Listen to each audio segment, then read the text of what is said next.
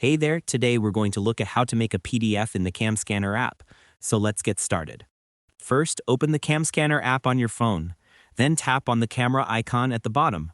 Over here, you have two options. You can take pictures directly using your phone's camera or tap on Import Images to select photos from your gallery. After capturing, crop the image to remove any unwanted edges.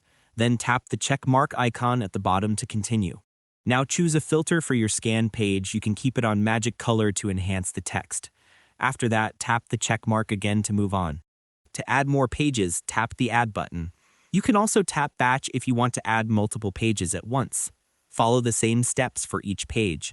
Once all pages are added, everything is ready.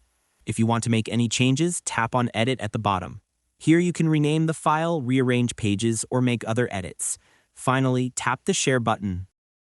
Then select Share as PDF. Choose where you want to send or save your PDF file, like through email, WhatsApp, or directly to your device. And that wraps it up. Appreciate you watching. See you in the next.